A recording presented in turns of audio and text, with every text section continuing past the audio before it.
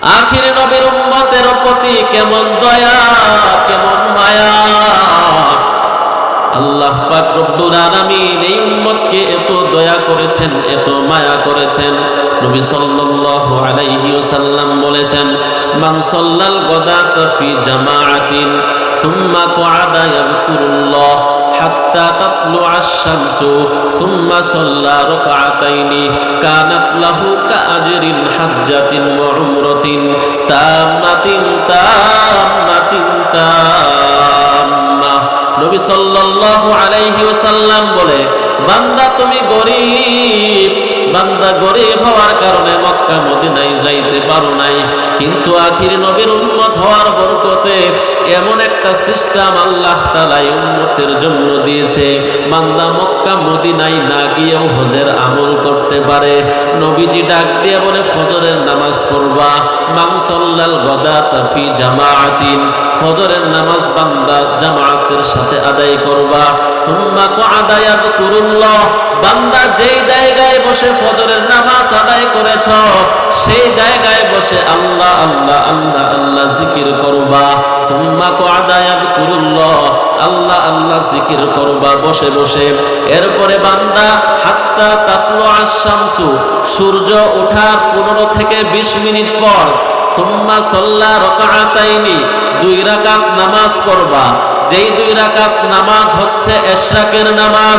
এ বান্দা, এই 2 রাকাত ইশরাকের নামাজ যদি কোনো বান্দা পড়তে পারো, নবীজি ডাক দিয়ে বলেন, কানাত লাহু কাআজরিন হাজ্জাতিন ওয়া উমরাতিন, আমার সেই উম্মতের জন্য তাম্মাতিন তাম্মাতিন তাম্মা, পরিপূর্ণ হজ এবং উমরার সওয়াব আল্লাহ তাআলা দান করিয়া দিবে। তাহলে মক্কা মদিনায়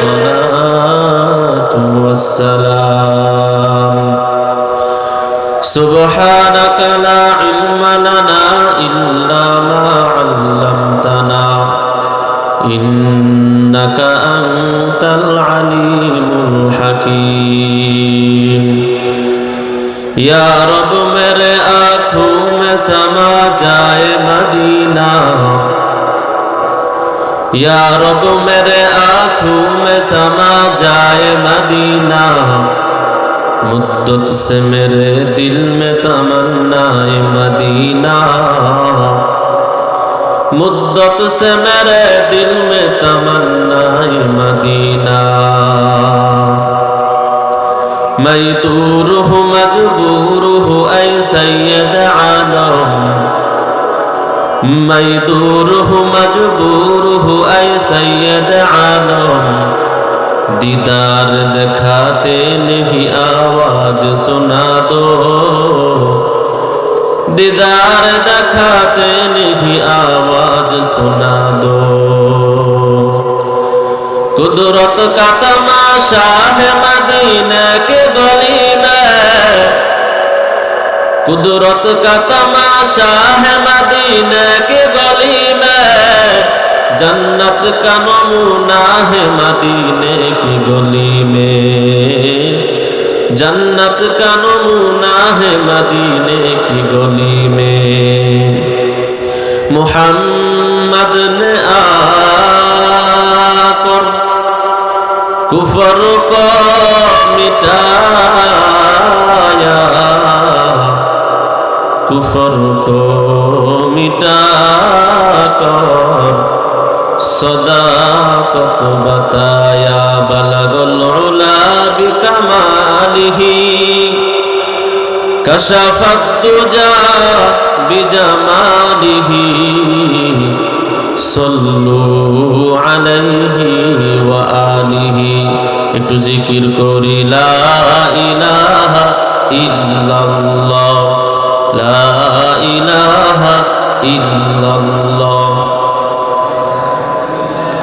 জোরে লা ইলাহা ইল্লাল্লাহ, লা ইলাহা ইল্লাল্লাহ।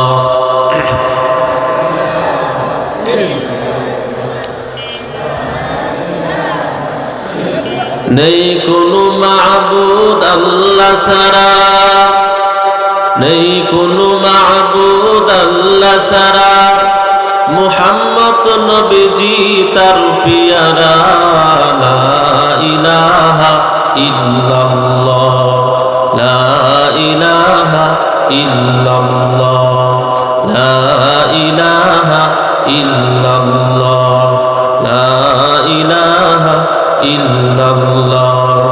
আসমানের মালিক যে আল্লাহ, জমিনের মালিক সেই আল্লাহ, লা ইলাহা ইল্লাল্লাহ লা ইলাহা ইল্লাল্লাহ লা ইলাহা ইল্লাল্লাহ লা ইলাহা ইল্লাল্লাহ মুহাম্মাদুর রাসূলুল্লাহ।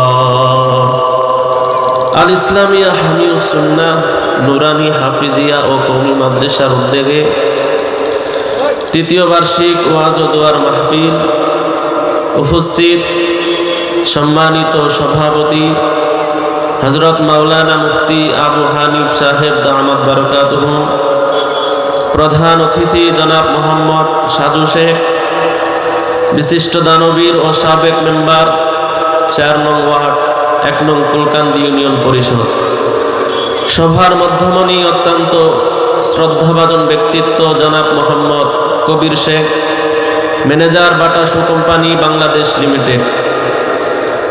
আরও বিশেষ মেহমান হিসাবে আছেন জনাব মোহাম্মদ আনোয়ার হোসেন, ইতালি প্রবাসী, দূর দূরান্ত থেকে আগত দিনপ্রিয় ইসলাম প্রিয় মুসলমান ভাইয়েরা। মহান আল্লাহ পাক রব্বুল আলামিনের দরবারে লক্ষ কোটি শুকর ও সুজুদ, যে মহান আল্লাহ সুবহানাহু ওয়া তাআলা আমাদেরকে এই কোরআনের বাগান, জান্নাতের বাগান, এই সুন্দর মজলিসে এসে বসার তৌফিক দান করেছেন। এজন্য আমরা দিল থেকে কালিমাতুশ শুকর আদায় করি, সকলে বলি আলহামদুলিল্লাহ। লক্ষ কোটি দুরূদ ও সালাম ওই মদিনাওয়ালার রওজায়, যার ওসিলায় মহাপ্রভু সৃষ্টি করেছেন এই সুন্দরতম পৃথিবীকে, এবং যার ওসিলায় আজও আমরা নিদ্রা থেকে জেগেই শুনতে পাই মসজিদের মিনার হতে শ্রুতিমধুর আজানের ধ্বনি।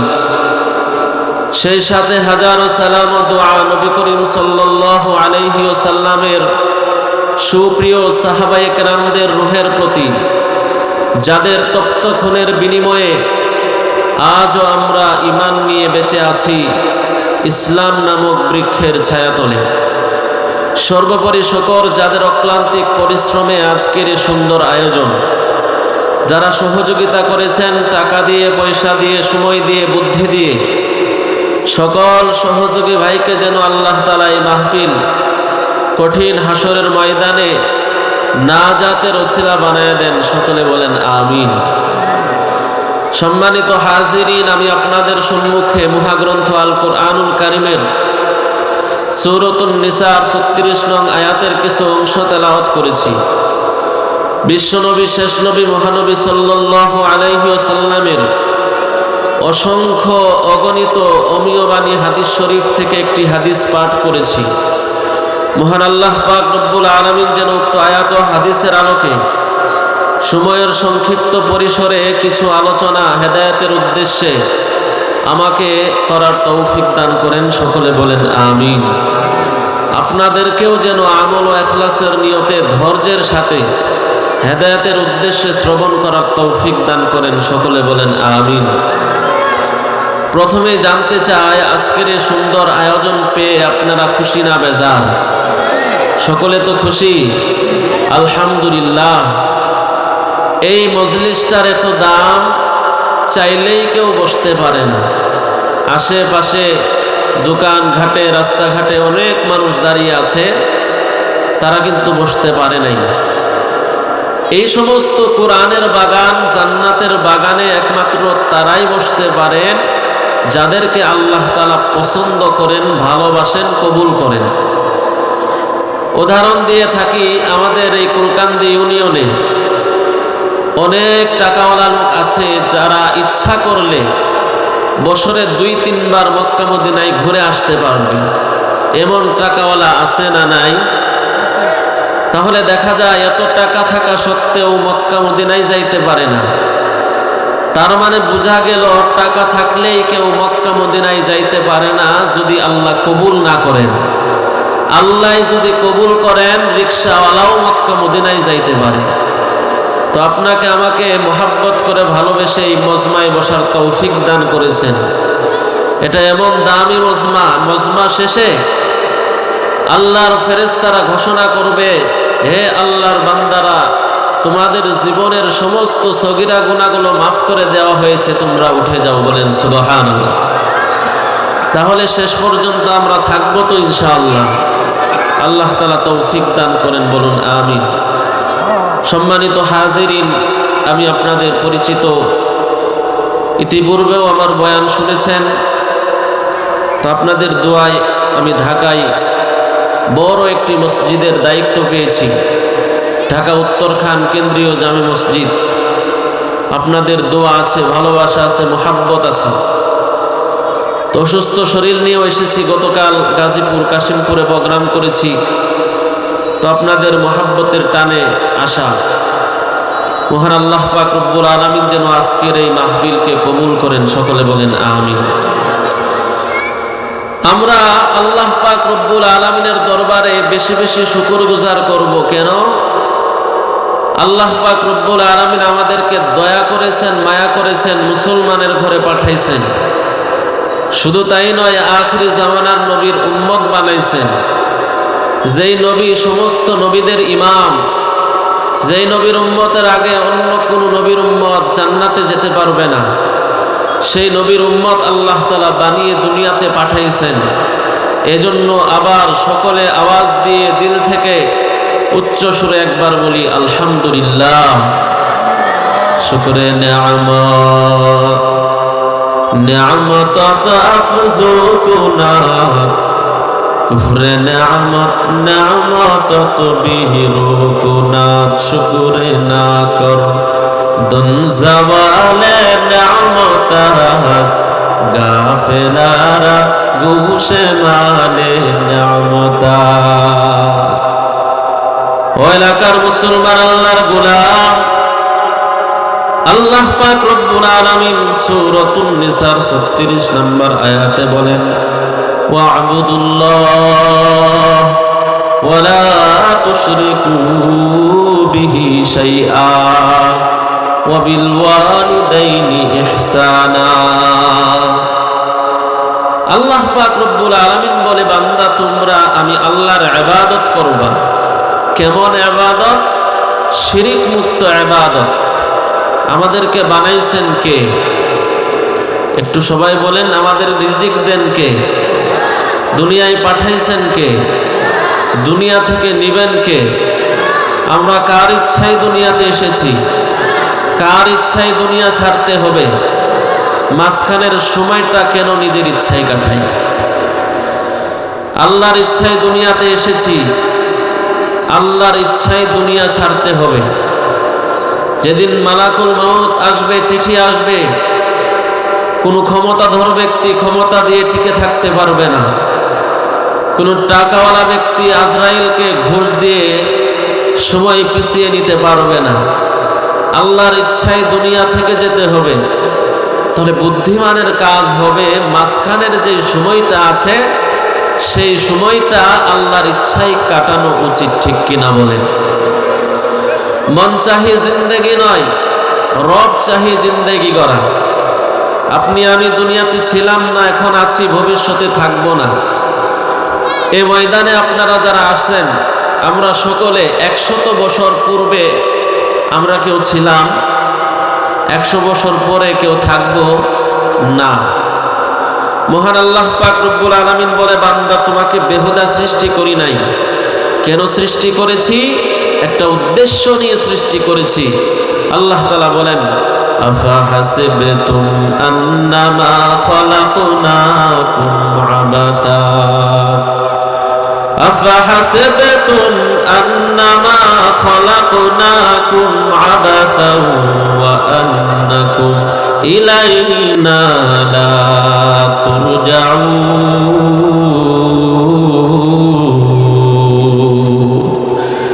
আল্লাহ পাক রব্বুল আলামিন বলে, বান্দা তোমাকে বেহুদা দুনিয়াতে পাঠাই নাই। ওয়ামা খালাকতুল জিন্না ওয়াল ইনসা ইল্লা লিয়াবুদুন। আমি আল্লাহ পাক রব্বুল আলামিন তোমাকে ইবাদত করার জন্য দুনিয়াতে পাঠাইছি। বান্দা শুধু নামাজ পড়াটাই ইবাদত না, রোজা করাটাই ইবাদত না। বান্দা তুমি যে কাজ করবা, যদি কাজটা রাসূলের তরিকায় হয়, আল্লাহকে রাজি খুশি করার জন্য হয়, বান্দা তোমার প্রত্যেকটা কাজ ইবাদতে গণ্য হয়ে যাবে। বলেন সুবহানাল্লাহ। বান্দা তুমি ব্যবসা করবা, বান্দা তোমার ব্যবসার ভিতরে রাসূলের তরিকা আছে। ব্যবসাটা যদি তুমি আল্লাহকে রাজি খুশি করার জন্য করতে পারো, আর যদি নবীজির তরিকায় করতে পারো, বান্দা তোমার ব্যবসাটাও ইবাদতের ভিতরে গণ্য হবে। বান্দা তুমি এশারের নামাজ পড়বা, ফজরের নামাজের নিয়ত করে ঘুমিয়ে যাইবা, সারা রাত্র আল্লাহ তাআলা ইবাদত হিসাবে গণ্য করে নিবে। বলেন সুবহানাল্লাহ। আল্লাহ পাক রব্বুল আলামিন বলে, বান্দা তোমারে বেহুদা সৃষ্টি করি নাই। ইয়া ইবাদিয়াল্লাযীনা আসরাফু, আস্তে কথা বলো। ইয়া ইবাদিয়াল্লাযীনা আসরাফু, আল্লাহ পাক রব্বুল আলামিন বলেছেন, হে আমার বান্দারা। আল্লাহ তাআলা কেন বান্দাকে আমার বললেন? আল্লাহ তাআলা বান্দাকে বানাইছেন, আসমান বানাইছেন কে? একটু জবাব দেন, কে বানাইছে আসমান? জমিন বানাইছেন কে? আজ জমিনে খুশকে রুয়া নদ গিয়া, আসমারা বেসুতু দারত নেগা। জমিনের উপরে খুঁটিবিহীন আসমানকে ঝুলায়া রাখছে। আল্লাহ পাক রব্বুল আলামিন বলে, বান্দা আমি আল্লাহ আসমান বানাইছি, কিন্তু কোন জায়গায় বলি নাই আসমান আমার। জমিন বানাইছে আমি আল্লাহ, কিন্তু বান্দা কোন জায়গায় বলি নাই জমিন আমার। বান্দা দুনিয়ার সব কিছু বানাইলাম আমি আল্লাহ, চন্দ্র বানাইলাম আমি আল্লাহ। বান্দা কোন জায়গায় বলি নাই চন্দ্র আমার, সূর্য আমার। আল্লাহ বলে, বান্দা আসমান বানাইছি আমি আল্লাহ, আমি আল্লাহর জন্য বানাই নাই। বান্দা আসমানটা তোর জন্য বানাইছি। জমিন বানাইছি আমি আল্লাহ, আমি আল্লাহর জন্য বানাই নাই। বান্দা তোর জন্য বানাইছি। পাহাড় পর্বত বানাইছি আমি আল্লাহ, আমি আল্লাহর জন্য বানাই নাই। বান্দা তোর জন্য বানাইছি। জান্নাত বানাইছি আমি আল্লাহ, আমি আল্লাহর জন্য বানাই নাই। বান্দা তোর জন্য বানাইছি। বান্দা আসমান বানাইলাম তোর জন্য, জমিন বানাইলাম তোর জন্য, জান্নাত বানাইলাম তোর জন্য। বান্দা তুমি কি ভেবেছো? আফা হাসিবতুম আন্নামা খলাকনাকুম আবাসা, আফা হাসিবতুম আন্নামা খলাকনাকুম আবাসাও ওয়া আন্নাকুম ইলাইনা লা তুরজাউন। বান্দা সব কিছু বানাইলাম আমি আল্লাহ তোর জন্য। বান্দা তুমি কি ভেবেছো তোমাকে আমি বেহুদা সৃষ্টি করেছি? না রে বান্দা, না, আমি আল্লাহ তোরে বেহুদা সৃষ্টি করি নাই। আমি আল্লাহ তাআলা তোরে সৃষ্টি করেছি একমাত্র আমি আল্লাহর ইবাদত করার জন্য। কার ইবাদত করার জন্য? একমাত্র আল্লাহর ইবাদত করার জন্য। আল্লাহ পাক রব্বুল আলামিন বলেন, ওয়া'বুদুল্লাহ, হে বান্দা তোমরা আমি আল্লাহর ইবাদত করবা। ওয়ালা তুশরিকু বিহি শাইআ, কেমন ইবাদত? যে ইবাদতের ভিতরে কোনো শরীক থাকবে না, যে ইবাদতের ভিতরে কোনো শিরিক থাকবে না। আল্লাহ পাক রব্বুল আলামিন বলে, বান্দা তুমি যদি আমি আল্লাহর পাওনা ঠিক মতো আদায় করো, আমি আল্লাহ তোমার পাওনা ঠিক মতো আদায় করিয়া দিব। মুফাসসিরিনে কেরাম এই আয়াতের ব্যাখ্যায় বলেন, আমরা একে অপরের কাছে পাওনাদার। আপনি যদি আল্লাহর বান্দা দাবি করেন, আল্লাহর পাওনা আপনার কাছে আছে। আপনি যদি নবীর উম্মত দাবি করেন, নবীর পাওনা আপনার কাছে আছে। আপনি যদি মা বাবা দাবি করেন, সন্তানের পাওনা আপনার কাছে আছে। আপনি যদি স্বামী দাবি করেন স্ত্রীর পাওনা আপনার কাছে আছে, আপনি যদি স্ত্রী দাবি করেন স্বামীর পাওনা আপনার কাছে আছে, আপনি যদি ধনী দাবি করেন গরিবের পাওনা আপনার কাছে আছে, আপনি যদি শিক্ষিত দাবি করেন অশিক্ষিতের পাওনা আপনার কাছে আছে। মোট কথা আপনি যদি মানুষ দাবি করেন ওই হাইওয়ান জানোয়ারের পাওনাও আপনার কাছে আছে। কিভাবে পাওনা আছে? ওয়াবুদুল্লাহ, আল্লাহ পাক রব্বুল আলামিন বলে, বান্দা তুমি যদি আমার বান্দা হও, আমি আল্লাহর পাওনা তোমার কাছে, আমার পাওনা হচ্ছে বান্দা তোমার কাছে আমি ইবাদত পাবো, ইবাদত আমি আল্লাহকে তুমি দিবা। নবী সাল্লাল্লাহু আলাইহি ওয়াসাল্লামের কাছে একজন মহিলা গিয়ে বলতেছে, ওগো আল্লাহর রাসূল, তার কোলের ভিতরে ছোট একটা বাচ্চা নিয়ে নবীজিকে বলে, নবীজি কোনো মা কি পারে তার সন্তানকে আগুনে জ্বালাইতে? নবীজি বলে, না না, এটা সম্ভব না। কেন সম্ভব না? বলে, মায়ের মনের ভিতরে সন্তানের এমন একটা মায়া, এমন একটা মুহাব্বত, যে মুহাব্বত মায়ার কারণে কোনো মা সন্তানকে আগুনে জ্বালাইতে পারে না।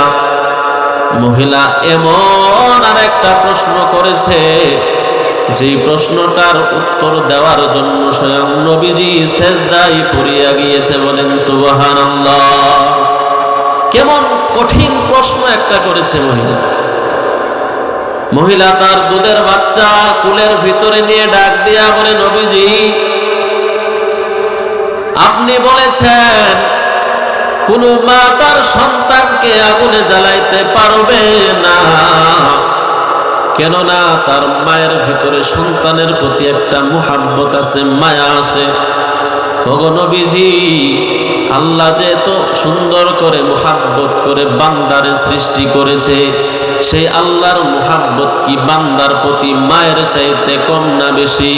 নবীজি বলে, অবশ্যই মায়ের চাইতে সেই আল্লাহ তাআলার মুহাব্বত বান্দাদের প্রতি অনেক বেশি। মহিলা এবার ডাক দিয়া বলে, সামান্য মুহাব্বত মায়ার কারণে যদি কোনো মা সন্তানকে আগুনে জ্বালাইতে না পারে, তাহলে আল্লাহ তাআলা এত মায়া করে মুহাব্বত করে বান্দাকে সৃষ্টি করেছে, ওই আল্লাহ এই মুহাব্বতের বান্দাকে কেমনে জাহান্নামের আগুনে জ্বালাবে? প্রশ্নটা কঠিন কিনা বলেন? নবীজি সাল্লাল্লাহু আলাইহি ওয়াসাল্লাম সিজদায় পড়ে গেলেন। আল্লাহ তাআলা জিবরিল আলাইহিস সালামের মাধ্যমে জানায়া দেয়, নবী আবার কিছুক্ষণ পর সিজদা থেকে উঠে মহিলাকে ডাক দিয়া বলে, মহিলা আমার মালিক জানায়া দিছে, আল্লাহ পাক রব্বুল আলামিন জানায়া দিছে, আল্লাহ তাআলা তার একটা বান্দাকেও জাহান্নামের আগুনে জ্বালাবে না। বলেন সুবহানাল্লাহ। একটা বান্দাকেও আল্লাহ জাহান্নামের আগুনে জ্বালাবে না। এখন প্রশ্ন হলো, আল্লাহর বান্দা কারা? আল্লাহর বান্দা কারা? আল্লাহ তাআলা বলেন, ওয়া'বুদুল্লাহ, যারা আমি আল্লাহর পাওনা আদায় করবা তারাই হলো আমার বান্দা। আমি আল্লাহর পাওনা হচ্ছে ইবাদত। কেমন ইবাদত? শিরিক মুক্ত ইবাদত। আমার যে বান্দা শিরিক মুক্ত ইবাদত আমি আল্লাহর পাওনা দিবা, আমি আল্লাহ তোমাদের পাওনা আমি আল্লাহর কাছে আছে জান্নাত। যারা শিরিক মুক্ত ইবাদত আমি আল্লাহকে দিবা, বিনিময়ে জান্নাত সেই বান্দাকে আমি দান করব। তাহলে আল্লাহর বান্দা কারা? যারা আল্লাহর পাওনাদার, পাওনা আদায় করে। যারা আল্লাহর পাওনা আদায় করে না তারা আল্লাহর বান্দা হতে পারে না। যারা আল্লাহর পাওনা আদায় করবে, আল্লাহ পাক রব্বুল আলামিন তাদেরও পাওনা জান্নাত আদায় করে দিবে।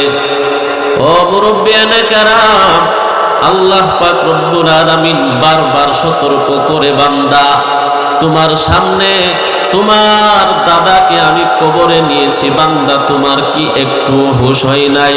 তোমারও ওই অন্ধকার কবরে যেতে হবে। বান্দা তোমার সামনে সূর্য উদিত করি আবার সূর্য অস্ত যায়, বান্দা এগুলা কিসের খেলা জানো? বান্দা সব কিছু তোমাকে সতর্ক করার জন্য। বান্দা সূর্য যেমন ডুবে যায়, এই দুনিয়া থেকেও তুমি একবার হারিয়ে যাবা, এই দুনিয়া থেকেও তুমি একবার ডুবে যাইবা। বান্দা তোমাকে সতর্ক করার জন্য তোমার সামনে তোমার হাতে বোনা গাছ, গাছের পাতাগুলো আমি ঝরাই আবার নতুন ভাবে জ্বালাই। গাছের পাতাগুলো ঝরাইয়া আমি আল্লাহ তাআলা বান্দা তোমাকে সতর্ক করি। গাছের পাতা যেমন ঝরে যায়, বান্দা তুমিও দুনিয়া থেকে ঝরে যাইবা। তোমার সামনে গাছের ফুল ফুটাইয়া বান্দারে ফুলটা আমি ঝরাই, বান্দা তোমাকে সতর্ক করার জন্যই করি। বান্দা দুনিয়ার বাগানে তুমি একটা ফুল, এই দুনিয়ার বাগান থেকে তোমাকে অবশ্যই ঝরতে হবে। বান্দা তোমার জনম দুঃখিনী মা, তুমি নিজ হাতে অন্ধকার কবরে রেখে আসছো। বান্দা তোমার মাকে তোমার কাঁধে উঠাইয়া আমি আল্লাহ সতর্ক করলাম।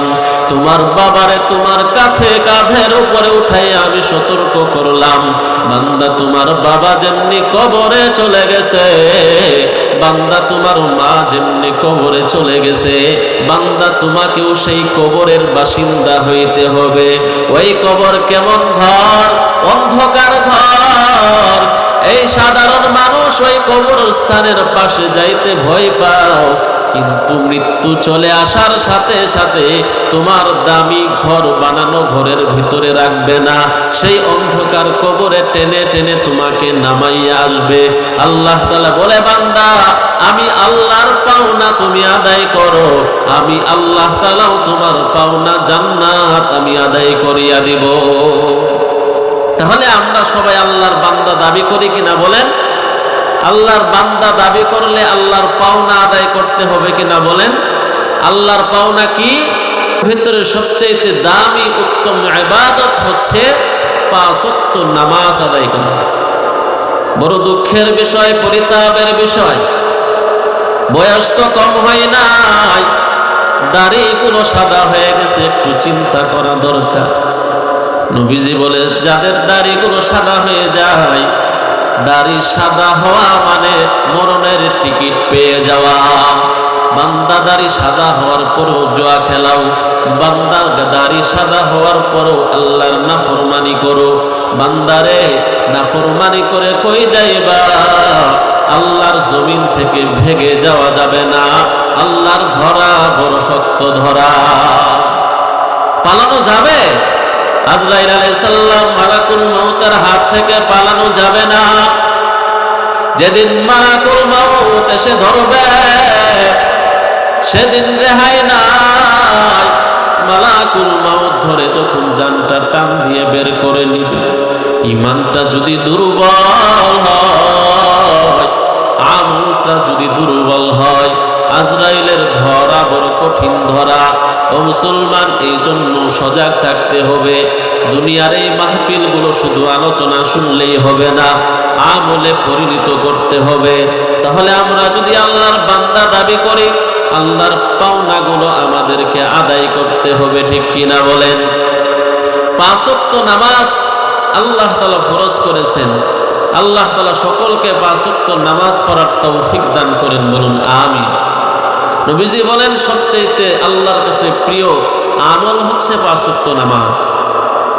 আরেকটি নামাজ, আমরা যারা 5 ওয়াক্ত নামাজ পড়ি তাদেরকে বলছি, আরেকটি নামাজ আছে, যেই নামাজটা নফল নামাজ। আখিরি নবীর উম্মতের প্রতি কেমন দয়া, কেমন মায়া! আল্লাহ পাক রব্বুল আলামিন এই উম্মতকে এত দয়া করেছেন, এত মায়া করেছেন।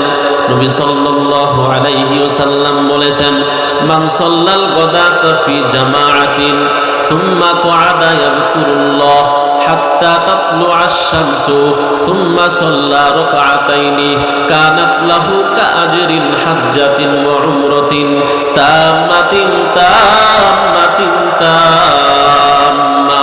নবী সাল্লাল্লাহু আলাইহি ওয়াসাল্লাম বলে, বান্দা তুমি গরীব, বান্দা গরিব হওয়ার কারণে মক্কা মদিনায় যাইতে পারো নাই, কিন্তু আখির নবীর উম্মত হওয়ার বরকতে এমন একটা সিস্টেম আল্লাহ তাআলা উম্মতের জন্য দিয়েছে, বান্দা মক্কা মদিনায় না গিয়েও হজের আমল করতে পারে। নবীজি ডাক দিয়ে বলে ফজরের নামাজ পড়বা, মান সাল্লাল গাদাতা ফি জামাআতিন, ফজরের নামাজ বান্দা জামাতের সাথে আদায় করবা। সুম্মা ক্বাদা ইয়াযকুরুল্লাহ, বান্দা যেই জায়গায় বসে ফজরের নামাজ আদায় করেছ সেই জায়গায় বসে আল্লাহ আল্লাহ আল্লাহ আল্লাহ জিকির করবা। সুম্মা ক্বাদা ইয়াযকুরুল্লাহ, আল্লাহ আল্লাহ জিকির করবা বসে বসে। এরপরে বান্দা হাত্তা তাতলু আশ-শামসু, সূর্য ওঠার 15 থেকে 20 মিনিট পর সুম্মা সাল্লা রাকাতাইনি, 2 রাকাত নামাজ পড়বা। যেই 2 রাকাত নামাজ হচ্ছে ইশরাকের নামাজ। এ বান্দা, এই 2 রাকাত ইশরাকের নামাজ যদি কোনো বান্দা পড়তে পারো, নবীজি ডাক দিয়ে বলেন কানাত লাহু কাআজরিন হাজ্জাতিন ওয়া উমরাতিন, আমার সেই উম্মতের জন্য তাম্মাতিন তাম্মাতিন তাম্মা, পরিপূর্ণ হজ এবং উমরার সওয়াব আল্লাহ তাআলা দান করিয়া দিবে। তাহলে মক্কা মদিনায় যাওয়ার তৌফিক না হইলেও শুধু 2 রাকাত নামাজ ইশরাকের নামাজ পড়লেও হজ এবং উমরার সওয়াব পাওয়া যায়। আমি যদি এখানে প্রশ্ন করি, আপনারা প্রত্যেকেই মা বাবার সন্তান, অনেকের মা বাবা দুনিয়া থেকে চলে গেছে। আমি বলতে চাই, সেই মা বাবাগুলো আপনাদেরকে কষ্ট করে লালন পালন করছে, সেই মা বাবাগুলো আপনাদের জন্য সম্পদ রেখে গেছে। আপনাদেরকে মানুষের মতো মানুষ করতে গিয়ে তারা কতই না কষ্ট করছে। সেই মা বাবার কবরে আজকে আযাব, সেই মা বাবার কবরে দাও দাও করে আগুন জ্বলছে। ও মুসলমান, মাহফিলে আসছেন শুধু শুনবেন আর চলে যাবেন, এটা হতে পারে না। ওই মা বাবার মায়া যদি অন্তরে থাকে, 2 ফোঁটা চোখের পানি যেন ওই মা বাবার জন্য পড়ে। আমি এমনটা সকলকে শেখাইতে চাই। মুহাদ্দিসিনে কেরাম বলেন, কোন বান্দা যদি তার মা বাবার নামে এই 2 রাকাত নামাজ পড়ে দোয়া করে, ওই কবরে শুয়ে শুয়ে তার মা বাবা হজ আর উমরার সওয়াব পেয়ে যায়। বলেন সুবহানাল্লাহ। আল্লাহ পাক রব্বুল আলামিন বলেন ওয়া'বুদুল্লাহ, বান্দা আমি আল্লাহ তাআলার ইবাদত করো। আমরা তো 5 ওয়াক্ত নামাজ পড়ি না, নফল নামাজ তো দূরের কথা। ও মুসলমান, নবীর কন্যা ফাতিমাতুজ জাহরা জীবনে ইশরাকের নামাজ ছাড়েন নাই। ও পর্দার আড়ালের আম্মা জান, ও মা বোনেরা, আপনারাও ভালো করে শুনবেন, দুনিয়াটা চিরদিন থাকার জায়গা না। দুনিয়াতে কেউ চিরদিন থাকার জন্য আসে না, চিরদিন থাকতেও পারবে না। আপনারা চাইলেও এই নামাজগুলো পড়তে পারেন। 5 ওয়াক্ত নামাজ যদি কোনো মা কোনো বোন সঠিকভাবে 5 ওয়াক্ত নামাজ পড়ে, রমজান মাসে রোজা রাখে এবং পর্দা মতো চলে আর স্বামীর সেবা করে, স্বামীরে কষ্ট না দেয়, আল্লাহর নবী বলে সেই মহিলা জান্নাতের যেই দরজা দিয়ে ইচ্ছা প্রবেশ করতে পারবে। সুবহানাল্লাহ। পর্দার আড়ালের মা বোনদেরকে বলি, নবীজির কন্যা ফাতেমা কেমন একজন মহিলা, দুনিয়াতে কেমন ভাবে চলাফেরা করছে। নবীজি সাল্লাল্লাহু আলাইহি ওয়াসাল্লাম ইন্তেকালের পর ফাতেমাতুজ জাহরা রাদিয়াল্লাহু আনহা, নবীজি ডাক দিয়া বলে, কন্যা, আমি দুনিয়া থেকে যাবার পর সর্বপ্রথম তোমার সাথে আমার সাক্ষাৎ হবে, মানে সর্বপ্রথম তুমি ইন্তেকাল করবা পরিবারের ভিতরে। ফাতেমাতুজ জাহরা একবার স্বপ্নে দেখে তার বাবা নবীজি সাল্লাল্লাহু আলাইহি ওয়াসাল্লাম স্বপ্নে এসে ঘরে অন্ধকারে কি যেন খুঁজতেছে। ফাতেমাতুজ জাহরা রাদিয়াল্লাহু তাআলা আনহা ডাক দিয়া বলে, আব্বা জান, এই অন্ধকারে আপনি কি খুঁজতেছেন? এইগুলা স্বপ্নের ভিতরে জিজ্ঞাসা করতেছে। নবীজি ডাক দিয়া বলে, ও মা, আমি তো তোমাকে খোঁজার জন্য আসছি, আমি তো তোমার সাথে দেখা করার জন্য আসছি। ফাতেমা ডাক দিয়া বলে, বাবা, কি জন্য দেখা করার জন্য আসছেন? নবীজি ডাক দিয়া বলে, ফাতেমা, আজকে রাতে তুমি সিহরি খাইবা, কারণ রোজা, তুমি আগামীকাল রোজা রাখবা, সিহরি খাইবা তোমার স্বামী আলীর সাথে, আর ইফতার করবা তোমার আব্বার সাথে জান্নাতের দস্তরখানে। বলেন সুবহানাল্লাহ। ফাতেমা বিচলিত হয়ে গেছেন, ঘুম থেকে জাগ্রত হয়েছেন। আমার আব্বা জান বলেছে সিহরি খাবো আলীর সাথে আর ইফতার করব আব্বা জানের সাথে, আর বুঝা বাকি নাই, আজকেই আমার হায়াতটা শেষ হয়ে গেছে, আজকের পরে আর দুনিয়াতে আমি থাকতে পারবো না। ফাতেমাতুজ জাহরা রাদিয়াল্লাহু তাআলা আনহা ঘুম থেকে উঠেছেন, তাহাজ্জুদের নামাজ পড়েছেন, স্বামীরে ডাক দিয়েছেন। এবার সেহরির জন্য নাস্তা পাকাইয়া স্বামী আলীকে ডাক দিয়েছেন, কিন্তু আলীকে কিছু বলে না। যদি আলীকে বলতো সেহরি খাওয়া আর হইতো না। ফাতেমা মনে মনে মন খারাপ করে এই সমস্ত জিনিসপত্র, সমস্ত কাজ কারবারগুলো করতেছেন। সেহরি একসাথে খেয়েছেন হযরত আলীর সাথে।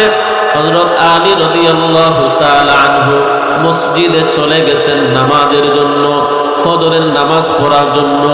এইদিকে ফাতেমাতুজ জাহরা রাদিয়াল্লাহু তাআলা আনহা ফজরের নামাজ আদায় করেছেন। ফজরের নামাজ আদায় করে ফাতেমা রাদিয়াল্লাহু তাআলা আনহা জীবনেও এই ইশরাকের নামাজ ছাড়েন নাই। যে 2 রাকাত নামাজের কথা আপনাদের সামনে বললাম, ইশরাকের নামাজ তিনি জীবনেও কাজা করে নাই। ও পর্দার আলের আম্মা জান, ও মা বোনেরা, আপনারাও এই আমলগুলো করেন। দুনিয়াটা ক্ষণস্থায়ী, চিরস্থায়ী না। এই দুনিয়া থেকে একদিন যাইতে হবে। ফাতেমা রাদিয়াল্লাহু তাআলা আনহা সেই দিন আর ইশরাকের নামাজ পড়ে নাই, ফজরের নামাজ পড়ে কাজে লেগে গেছে। অনেকগুলো কাপড় এক বালতির ভিতরে ভিজাইছে ধোয়ার জন্য, অনেকগুলো আটা এক খামির বানাইয়া অনেকগুলো রুটি বানানোর জন্য রেডি করছে, আবার চুলার ভিতরে গরম পানি দিছে, সব কাজ একসাথে শুরু করছে। হযরত আলী রাদিয়াল্লাহু তাআলা আনহু ফজরের নামাজ পড়ে এসে দেখে ফাতেমা যাই নামাজের ভিতরে নাই। তিনি আশ্চর্য হয়ে গেলেন, তিনি বড় বিচলিত হয়ে গেলেন। কি ব্যাপার, ফাতেমার তো জীবন ভর দেখি নাই ইশরাকের নামাজ না পড়ে যাই নামাজ থেকে উঠতে, আজকে ফাতেমার হঠাৎ করে কি হইল, কোথায় গেল? হযরত আলী রাদিয়াল্লাহু তাআলা আনহু হেঁটে হেঁটে হেঁটে হেঁটে রান্না করে গিয়ে দেখে ফাতেমা অনেকগুলো কাজ নিয়ে বিজি আছে। আলী রাদিয়াল্লাহু তাআলা আনহু বড় আশ্চর্য হয়ে জিজ্ঞাসা করলেন, ওগো ফাতেমা, কি ব্যাপার, কারণটা কি? কি হয়েছে তোমার? আজকে এতগুলো রান্না তুমি এতগুলো করতেছো, এতগুলো রুটি বানানোর জন্য আটা নিছো, যেই রুটিগুলো খাইতে 3-4 দিন লেগে যাবে। এতগুলো কাপড় তুমি ধোয়ার জন্য রেডি করছো, এমন ব্যবহার তো আর কোনদিন দেখি নাই। ফাতেমা রাদিয়াল্লাহু তাআলা আনহা এখনো কিছু বলে নাই। বলে, প্রাণের স্বামী, কাজগুলো একটু গুছায় নেই, পরে আপনাকে বলবো। সমস্ত কাজ কারবার গুছানো শেষ। এবার হযরত আলী রাদিয়াল্লাহু তাআলা আনহু ডাক দিয়ে বলো, ফাতেমা, তুমি তো অসুস্থ মানুষ, আবার রোজা রাখছো, এতগুলো কাজ তুমি কেমনে করলা? এতগুলো কাজ তুমি কেন করলা? ফাতেমা রাদিয়াল্লাহু তাআলা আনহা এবার আলীকে ডাক দিয়া বলে, প্রাণের স্বামী, আজকে গভীর রাত আমার বাবা আমাকে স্বপ্নে যুগে দেখায়া বলতেছে, রে আমার সন্তান, আজকে তুমি সিহরি খাইবা আলীর সাথে, আর ইফতার করবা বাবার সাথে জান্নাতের দস্তরখানে। হযরতে আলী রাদিয়াল্লাহু তাআলা আনহুর চক্ষু দিয়ে পানি বের হয়ে গেছে। হযরতে আলী বুঝতে পারছে আজকের পরে ফাতেমার দুনিয়াতে থাকতে পারবে না। হযরতে আলী রাদিয়াল্লাহু তাআলা আনহু কাঁদে, ফাতেমাও কাঁদে, কান্না কান্না, দুইজনের চোখের পানি। হঠাৎ করে হাসান আর হুসাইন হাজির হয়ে গেছে। হাসান আর হুসাইন জিজ্ঞাসা করে, ও মা, কি হয়েছে, কি কারণ, তুমি কেন কান্না করো? ফাতেমা কোনো কথা বলে না। বাবার কাছে গিয়ে বলে, বাবা, কারণটা কি, কি হয়েছে, কাঁদো কেন? মা, তুমি কেন কাঁদো? বাবা, তুমি কেন কাঁদো? কেউ কথা বলে না। এক পর্যায়ে ফাতেমা ডাক দিয়া বলে, রে সন্তান, তোমরা যাও, তোমার নানার কাছে চলে যাও। নবীজি সাল্লাল্লাহু আলাইহি সাল্লামের কথা যখনই বলতেন, দুইজন হাসান আর হুসাইন দৌড়ায়া নানার কবর রওজা মুবারকের উপরে শুইয়া যাইত। যখন ফাতেমা বলছে যাও, তোমার নানার কাছে যাও, আমাদেরকে ডিস্টার্ব করো না, হাসান আর হুসাইন দৌড়ায়া যায়, নানার কবরের উপরে শুইয়া যায়, নবীজির রওজা মুবারকের উপরে শুইয়া এবার নবীজির সাথে কথা কয়। হাসান আর হুসাইন ডাক দিয়া বলেন, নানাজি আশ্চর্য হয়ে গেছি, বুঝতে পারলাম না, খেলাধুলা করে বাড়িতে গেছি, দেখি মাও কাঁদে, বাবাও কাঁদে, কান্নার কারণটা কি জানতে চাই। নবীজি আমার রওজা মুবারক থেকে জানায়া দেয়, কলেজার টুকরা নাতি, তাড়াতাড়ি যাও, জলদি করিয়া যাও, তোমার মায়ের চেহারার দিকে তাকায়া থাকো, আজকের পর থেকে তোমার মাকে আর দুনিয়াতে পাইবা না। এবার হাসান আর হুসাইন উঠে দৌড় দিছে মায়ের জন্য, মায়ের গলা ধরে কান্দে আর বলে, মা তুমি আমাদের থেকে লুকাইতে পারবা না, নানাজি আজকে আমাদের সব বলে দিছে, আজকের পরে তোমাকে আর আমরা পাইব না। হাসান আর হুসাইনও কাঁদে, ওইদিকে আলীও কাঁদে, ওইদিকে ফাতেমাও কাঁদে। ফাতেমা আলীর হাত ধরে ডাক দিয়া বলে, প্রাণের স্বামী, আপনার কাছে একটা আবদার, আপনি ঘরে আমি বিবি হয়ে বউ হয়ে আসছিলাম, ওগো প্রাণের স্বামী, আমার জীবক দশায় যদি আপনাকে কোনো কষ্ট দিয়ে থাকি, আল্লাহর হস্তে আপনি আমারে মাফ করিয়া দেন, কারণ যদি আপনি মাফ না করেন, ওই হাসরের ময়দানে আমার আব্বা জান লজ্জিত হয়ে যাবে। এবার আলী রাদিয়াল্লাহু তাআলা আনহু ডাক দিয়া বলে, রে ফাতেমা, আমি তো তোমার যোগ্য ছিলাম না, তোমার মতো বিবি এই দুনিয়াতে হইতে পারে না, তোমাকে আল্লাহর রাসূল বলেছেন জান্নাতি মহিলাদের সর্দারিনী হবে। অপরদার আলের আম্মা জানেরা, যেই নবীর জন্য দুনিয়া সৃষ্টি হইল, সেই নবী দুনিয়াতে থাকে নাই, মা ফাতেমাও দুনিয়াতে থাকে নাই, তাহলে বোঝা যায় আমরা কেউ এই দুনিয়াতে থাকবো না, এই দুনিয়া থেকে সকলকে যাইতে হবে। আল্লাহ তাআলা বলেন, ওয়াবুদুল্লাহ, বান্দা আমি আল্লাহর ইবাদত করবা। কেমন ইবাদত? ওয়ালা তুশরিকু বিহি শাইআ, বান্দারে যদি এক ওয়াক্ত নামাজ তুমি কাজা করে ফেলো, এক ওয়াক্ত নামাজ যদি তুমি বাদ দাও, বান্দা তোমার কবরে 70 থেকে 99টা সাপ নিযুক্ত করিয়া দেওয়া হবে, সাপগুলো দংশন করতে থাকবে। ও মুসলমান ইমানদার, দুনিয়াতে সাপ দেখলে আমরা এদিক সেদিক পালাইয়া যাই, দুনিয়াতে সাপ দেখলে আমরা এদিক সেদিক চলে যাই, কিন্তু গুনাহের কারণে যদি, নামাজ ছাড়ার কারণে যদি ওই কবরের ভিতরে সাপ নিযুক্ত হয়ে যায়, ডানে মাটি বামে মাটি, পালানোর কোনো জায়গা নাই, ঠিক কিনা বলেন? তাহলে আল্লাহর পাওনা আমাদেরকে আদায় করতে হবে। যদি আল্লাহর বান্দা দাবি করি, আল্লাহর পাওনা হচ্ছে শিরিক মুক্ত ইবাদত। আল্লাহ বলে, বান্দা আমি আল্লাহর পাওনা যদি আদায় করতে পারো, আমি আল্লাহ তোমাদের পাওনা জান্নাত তোমাদেরকে দান করব। বলেন সুবহানাল্লাহ। একটু জিকির করি, লা ইলাহা ইল্লাল্লাহ, লা ইলাহা ইল্লাল্লাহ, লা ইলাহা ইল্লাল্লাহ, লা ইলাহা ইল্লাল্লাহ, মুহাম্মাদুর রাসূলুল্লাহ। আল্লাহ পাক রব্বুল আলামিন আজকের এই মাহফিলকে কবুল করুন, সকলে বলেন আমিন। এখনো যারা রাস্তার আশেপাশে দাঁড়ায় আছে, আমি বিনীতভাবে অনুরোধ করবো আপনারা বসে যান, নাইলে বাড়িতে চলে যান। আমার সময় সংক্ষিপ্ত, আলোচনা শেষ দিকে নিচ্ছি। আল্লাহ তাআলা বলেন, ওয়া'বুদুল্লাহ ওয়ালা তুশরিকু বিহি শাইআ। আমি আল্লাহর বান্দা দাবি করলে আমি আল্লাহর পাওনা পরিশোধ করতে হবে। এখন কেউ যদি নবীর উম্মত দাবি করি, নবীর পাওনা আমাদের কাছে আছে না নাই? বলেন। নবীজি বলে, বান্দা হে আমার উম্মত, মান আহাব্বা সুন্নতি ফাকাদ আহাব্বানি, আমার কোন উম্মত যদি আমার সুন্নতকে মুহাব্বত করো, আমার সুন্নতকে ভালোবাসো, ওমান আহাব্বানি কানা মাই ফিল জান্নাহ, সে আমি নবীর সাথেই জান্নাতে থাকবে। বলেন সুবহানাল্লাহ। নবীর উম্মত যদি দাবি করি, নবীর সুন্নত মানতে হবে। নবীর পাওনা হচ্ছে নবীর সুন্নত মানা, আর নবীর কাছে আমাদের পাওনা হচ্ছে যারা নবীর সুন্নত মানবে আল্লাহর নবী তাদের সুপারিশ করে জান্নাতে নিয়ে যাবে। বলেন সুবহানাল্লাহ। ওয়ালা তুশরিকু বিহি শাইআ ওয়া বিল ওয়ালিদাইনি ইহসানা, পিতা মাতার সাথে ভালো আচরণ করবা।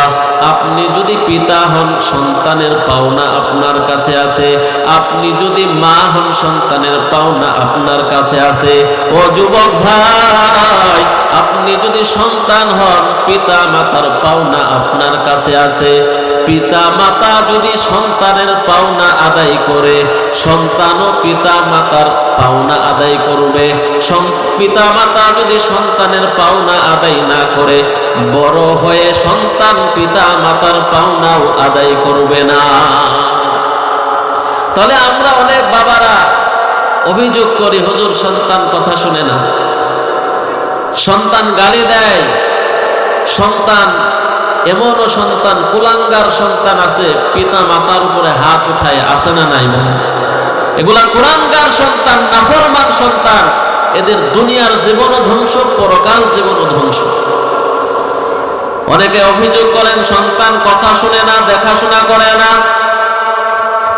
আমি বলবো, আপনি সন্তানের হক কতটুকু আদায় করেছেন?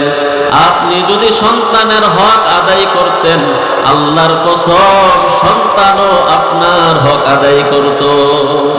সন্তানের হক কি আমরা জানি না? আদায় করব কিভাবে? সন্তানের এক নাম্বার হক, দুনিয়াতে আসার পর সুন্দর একটা নাম রাখা, ইসলামিক নাম রাখা। অনেকে আন ইসলামিক নাম রাখে। বাবার নাম সবুজ, সন্তানের নাম রাখে গম্বুজ। আছে না নাই? বল্টু, মিন্টু, ফিন্টু, বিভিন্ন ধরনের নাম আছে। মা বাবার জন্য এক নাম্বার হক, সন্তানের সুন্দর একটা নাম রাখবে। দ্বিতীয় নাম্বার হক, সন্তানের জন্য আকিকা করবে। আমরা আহিকারি বলি আর কি, গ্রামের ভাষায়। এই আকিকা করা একটা সুন্নাত, সন্তানের হক। তৃতীয় নাম্বার হক, সন্তানকে দ্বীন শিক্ষা দিবে, কোরআন শিক্ষা দিবে। আমি বারবার বলি, প্রত্যেক বছরই বলি, কোন সন্তান যদি জীবনের প্রথমে কোরআনের ছোঁয়া পেয়ে যায়, আল্লাহর কসম এই সন্তান নেশাখোর হবে না। আল্লাহর কসম এই সন্তান অবাধ্য সন্তান হবে না। আল্লাহর কসম এই সন্তান পিতা মাতার অবাধ্য হবে না। ঠিক কিনা বলে? এই যে নুরানি মাদ্রাসা, আল ইসলামিয়া হামিসুন্নাহ নুরানি মাদ্রাসা আজকে প্রায় 3 বছর হলো প্রতিষ্ঠিত। এই যে তাকায় দেখেন, আপনাদের সন্তানদের হাতের লেখা কেমন সুন্দর। যেমন লেখা সুন্দর, তেমনি পড়া সুন্দর। আপনাদেরকে একটা হাদিস ধরলে পারবেন না, পারবেন? কিন্তু আপনাদের এই সন্তান নুরানি মাদ্রাসাগুলোর কারণে, এই নুরানি মাদ্রাসা হওয়ার কারণে একটা নয়, দুইটা নয়, 40টা হাদিস এক ধারে এক জায়গায় দাঁড়িয়ে এসে বলে দিতে পারবে। নবীজি সাল্লাল্লাহু আলাইহি সাল্লামের একটা হাদিস আছে, যদি 40টা কোন হাদিস কেউ মুখস্থ করে, আল্লাহ তাআলা তাকে হাসরের ময়দানে মুহাদ্দিস হিসাবে উঠাইয়া দিবেন। বলেন সুবহানাল্লাহ। তাহলে সন্তানকে যারা নুরানি মাদ্রাসায় দিয়েছেন, এই নুরানি মাদ্রাসাগুলোতে শুধু আরবি পড়ানো হয় এমন না, বাংলা, ইংরেজি, অঙ্ক, সমাজ বিজ্ঞান সবই পড়ানো হয়। সাথে সাথে কোরআনের শিক্ষা দেওয়া হয়। এখনো যাদের সন্তানকে কোরআনের শিক্ষা দিতে পারেন নাই, সন্তানকে এখনো ভর্তি করাইতে পারেন নাই, আমি বলবো আপনার সন্তানকে হাফেজ বানানোর প্রয়োজন নাই, কিন্তু প্রাথমিক শিক্ষাটা কোরআনের শিক্ষা দেন। আপনার সন্তানকে আলেম বানানোর দরকার নাই। আপনি যদি চান আপনার সন্তানকে ডাক্তার বানাবেন, আপনি যদি চান আপনার সন্তানকে ইঞ্জিনিয়ার বানাবেন, আপনি যদি চান আপনার সন্তানকে বাংলায় শিক্ষিত করবেন, কোনো সমস্যা নাই, কোনো সমস্যা নাই। আমি প্রথম বলবো প্রাথমিক শিক্ষাটা আপনার সন্তান যেন কোরআনে শিক্ষা পায়। প্রাথমিক শিক্ষাটা যদি আপনার সন্তান কোরআনের শিক্ষা পায়, আপনার সন্তান ডাক্তার হইলেও আদর্শবান ডাক্তার হবে, আপনার সন্তান ইঞ্জিনিয়ার হইলেও আদর্শবান ইঞ্জিনিয়ার হবে। কথা বলেন ঠিক না বেঠিক? তাহলে এখনো যাদের সন্তান ছোট আছে এই মাদ্রাসায় ভর্তি করায় দিবেন। এরপরে হাফেজ বানাইলেন, নয়তো স্কুলে পড়ায় ডাক্তার বানান, কোনো সমস্যা নেই। ওয়াবিল ওয়ালিদাইনি ইহসানা, পিতামাতার সাথে ভালো ব্যবহার করতে হবে। আল্লাহ রাসূল সাল্লাল্লাহু আলাইহি সাল্লাম বলেছেন, হুমা জান্নাতুকা ওয়া নারুকা। হে যুবক, মাইকের আওয়াজ যত দূর পর্যন্ত যায়, তোমার যৌবন একদিন শেষ হয়ে যাবে, তোমার যৌবন শেষ হয়ে যাবে। প্রত্যেকটা দিন যুবকের লাশের খবর, টাঙের নিচে যুবকের লাশ, মোটরসাইকেল অ্যাক্সিডেন্টে যুবকের লাশ, পানির ভিতরে যুবকের লাশ। হে যুবক, কি গ্যারান্টি আছে তোমার বৃদ্ধ হইবা? যৌবনের তাড়নায় মালিকরে ভুলে যায় না, যৌবনের তাড়নায় নবীজিরে ভুলে যায় না, পিতা মাতার অবাধ্য হয় না। পিতা মাতারে যদি কষ্ট দাও, পিতা মাতার পা ধরে মাপ চাও। কারণ একজন মা সন্তানের জন্য কত কষ্ট করে, সন্তানের জন্য কত মুহাব্বত একজন মায়ের। আল্লাহর এক বান্দি, তার স্বামী মারা গেছে, মারা যাওয়ার সময় ওসিয়ত করে গেছে, আমার এই সন্তানকে উচ্চ শিক্ষিত করবা, তোমার যত কষ্টই হোক আমার এই সন্তানকে লেখাপড়া করাইবা।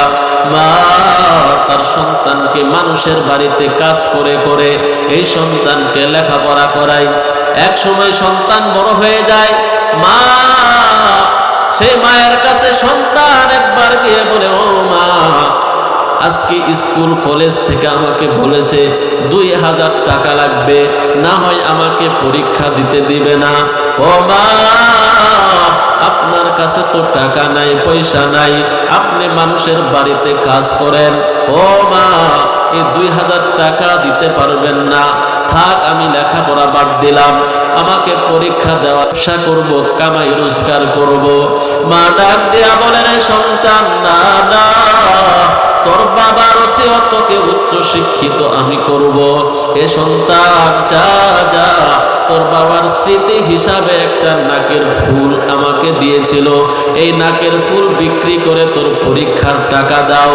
এবার সন্তান মায়ের নাকের ফুল বিক্রি করে পরীক্ষার টাকা দিয়ে পরীক্ষা করে এক পর্যায়ে সে বড় অফিসার হয়ে যায়। মা তারে বিবাহ করায়া দেয়, উচ্চ শিক্ষিত মেয়ে দেখে বিবাহ করায়া দেয়।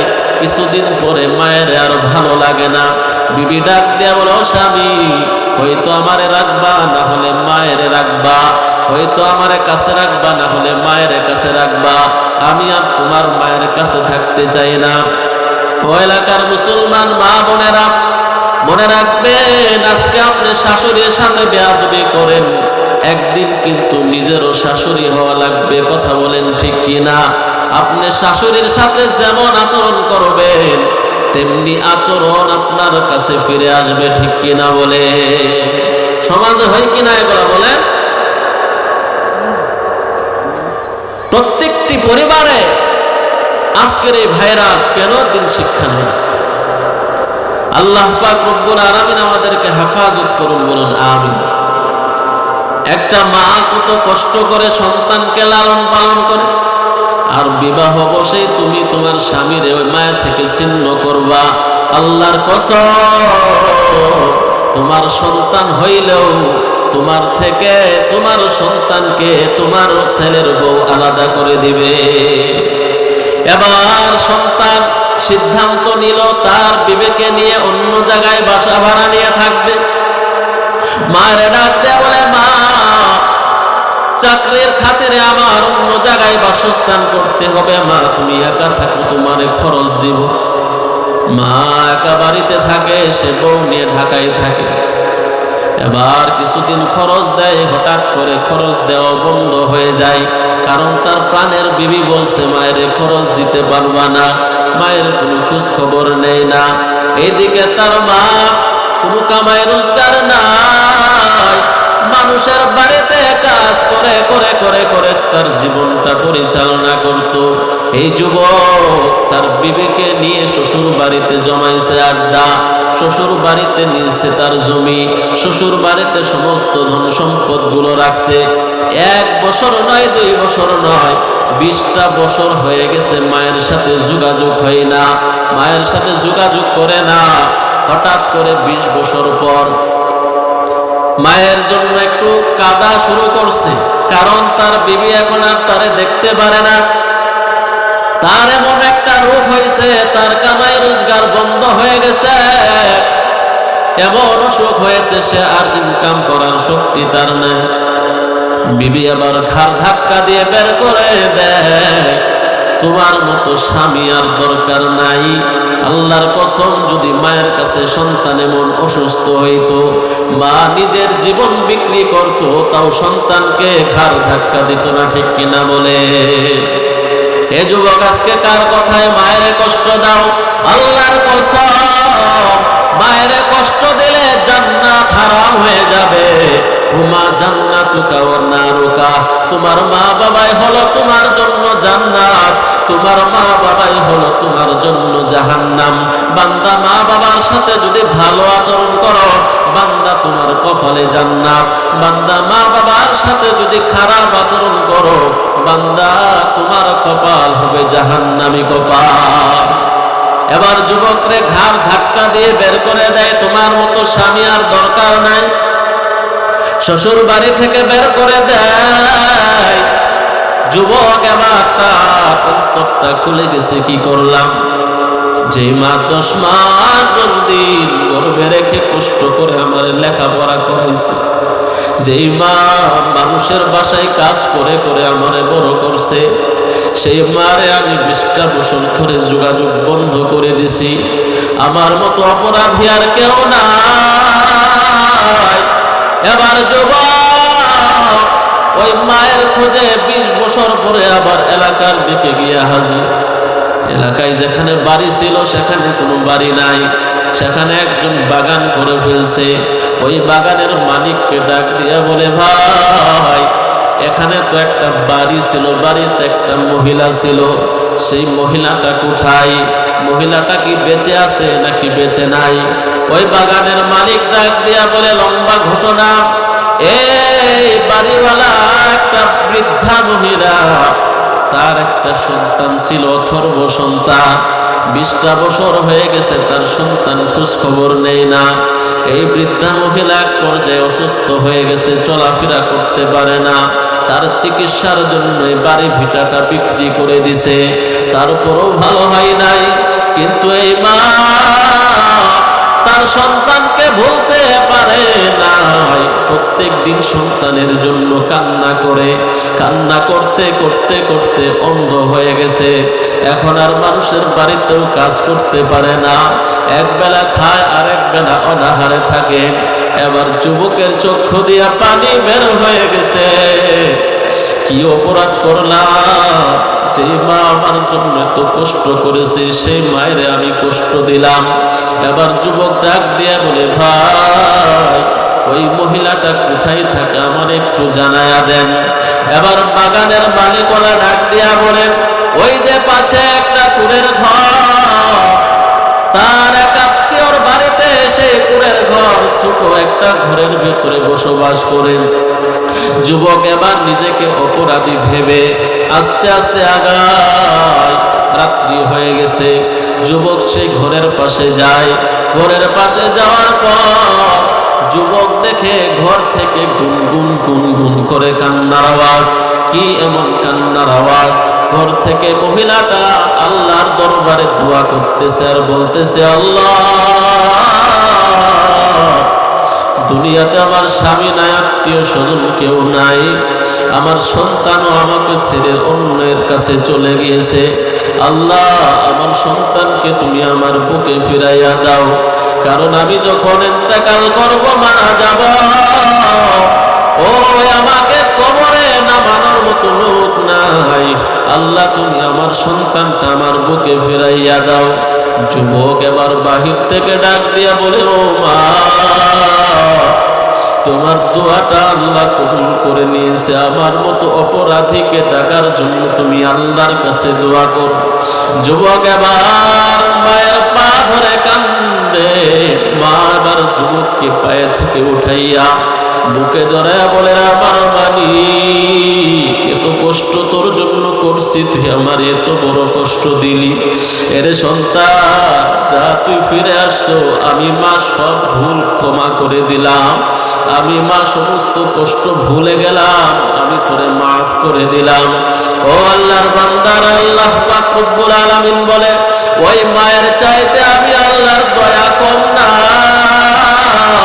ওই মায়ের চাইতে আমি আল্লাহর মায়া কম না।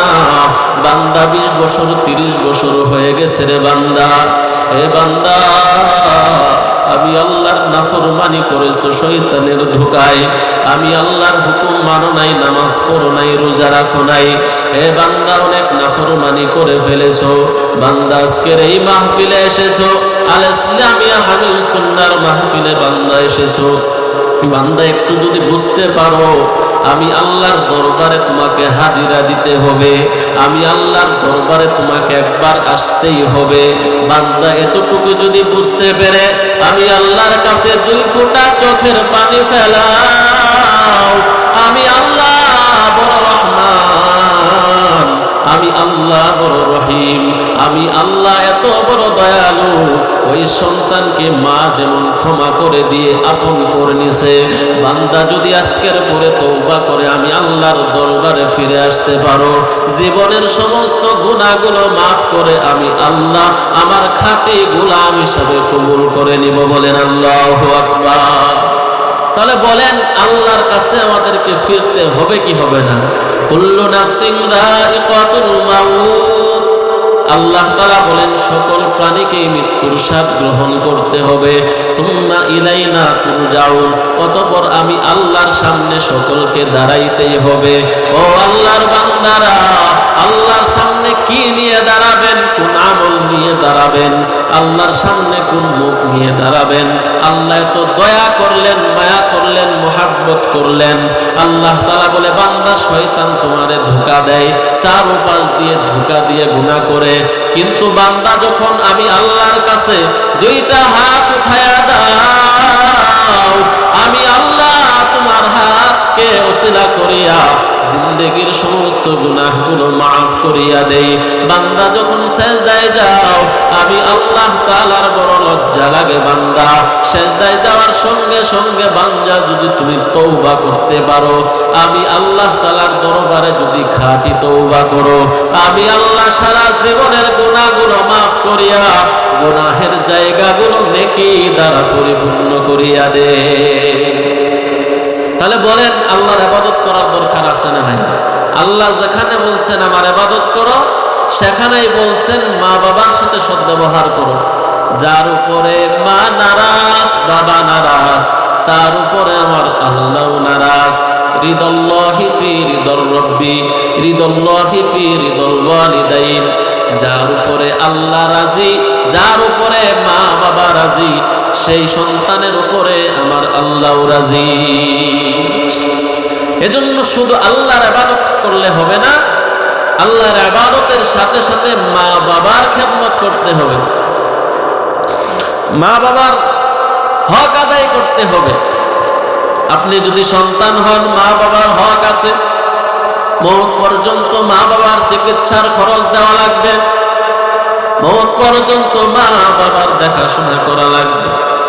এখানে অনেক আল্লাহর বান্দারা আছে, বাড়িতে গিয়ে দেখবেন অনেকের মা বসে আছে খানা খাওয়ানোর জন্য।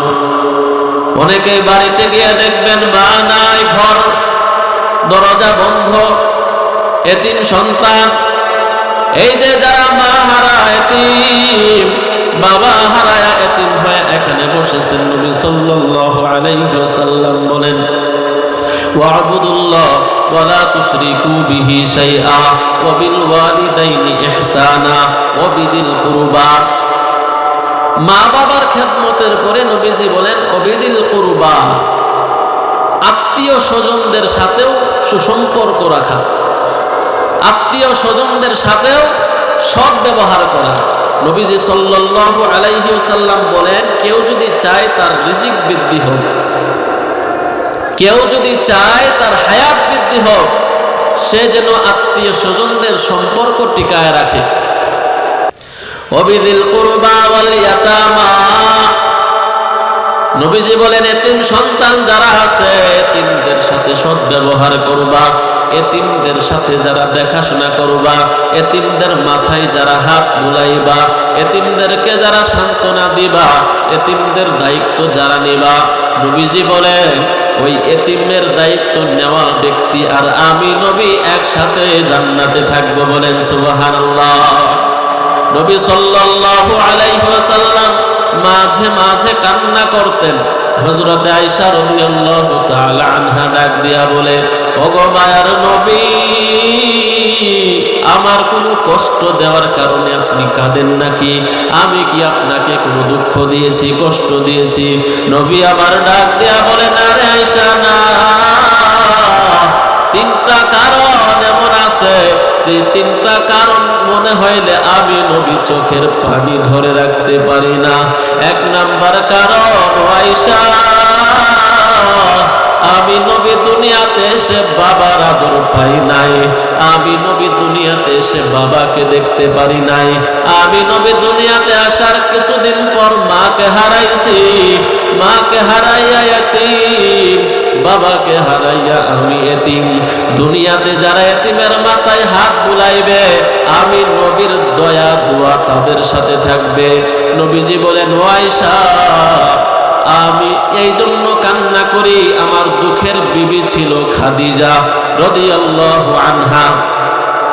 ওই খাদিজা আমার জন্য কত কষ্ট করেছেন, কত মেহনত করেছেন। ওই খাদিজা